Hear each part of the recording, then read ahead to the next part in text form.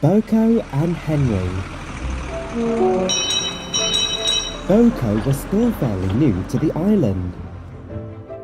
On his first day, he was tricked by Bill and Ben after he took their trucks by mistake.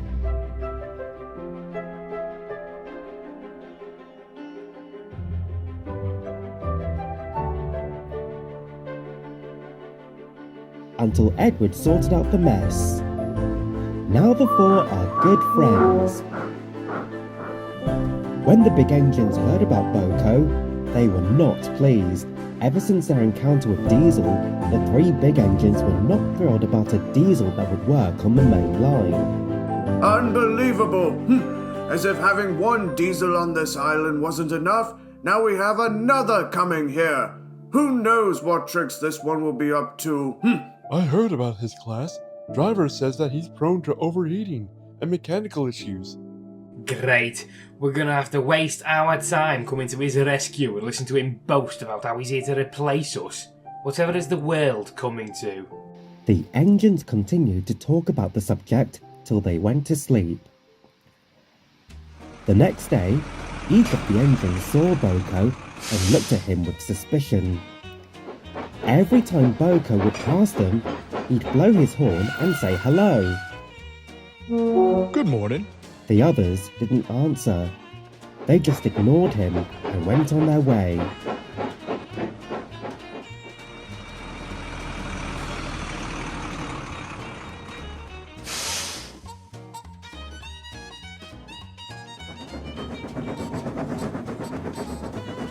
Hello.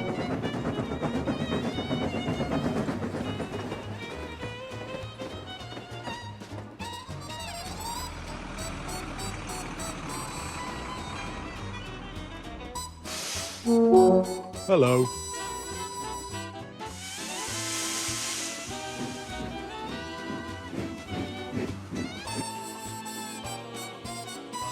One night, the engines were in their sheds, resting after the day's work.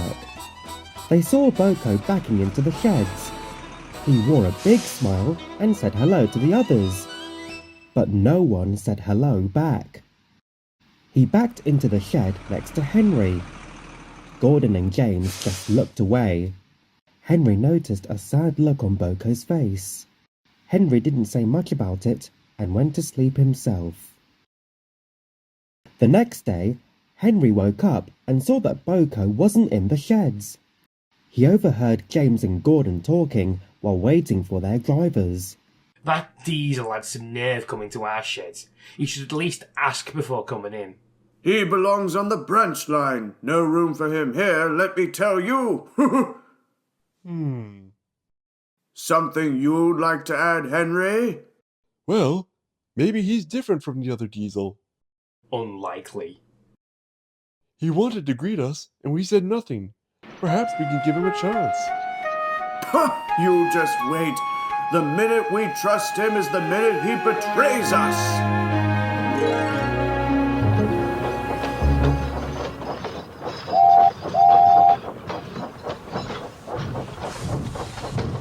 Henry pulled into the station. He saw Boco and he was talking to Edward.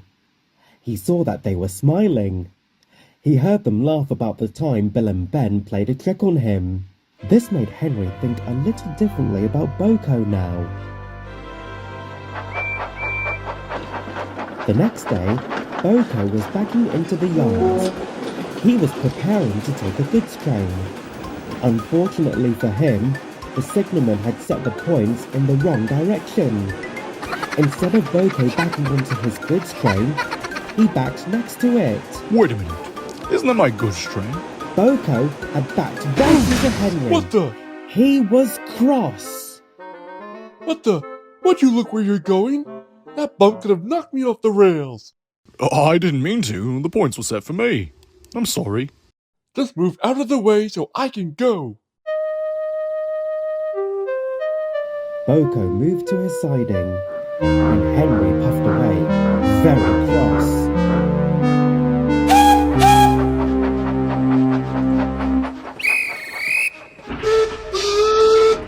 The next day, Henry felt that something wasn't right. Something doesn't feel right. I feel strange. Don't worry, Henry. We'll check you over before we leave with the Limited. The Limited is a special express. It's faster than the local and stops at more stations than the express. James and Henry take it in turns. Today, it was Henry's turn.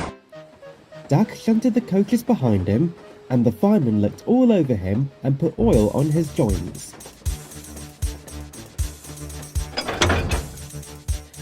Once the guards whistle blew, Henry puffed off with the Limited, determined to get the job done.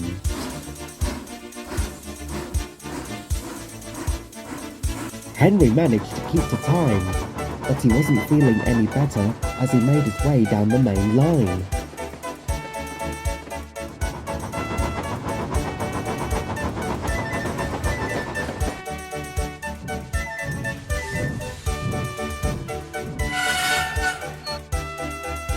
The other engines saw this and were concerned, but Henry stubbornly kept going.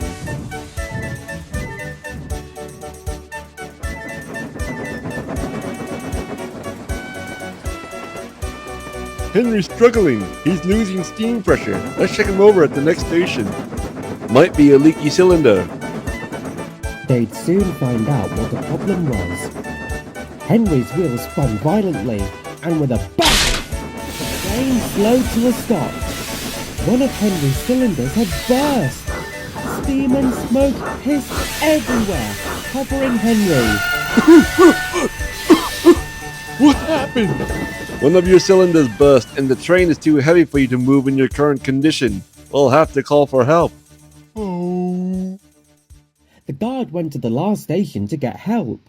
Some time passed until another engine came. It was Boco. Oh, great. Hello, Henry. I heard what happened. Are you alright? I'm fine, but I can't pull the train. This might have been my fault when I bumped into you yesterday. I wouldn't count on that. As a matter of fact, I wasn't entirely fair to you, Boco. I shouldn't have snapped at you yesterday. It was an accident after all. I'm sorry for upsetting you. It's alright, Henry. I'm sorry I bumped into you. It was never my intention. It's okay. It wasn't your fault. You're here now to help me, and I say thank you for that. Right then. Let me couple up and help you get the train moving.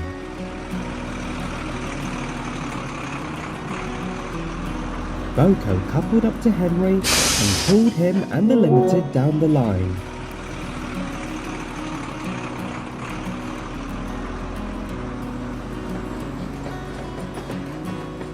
During that time, Henry and Boco began talking and laughing.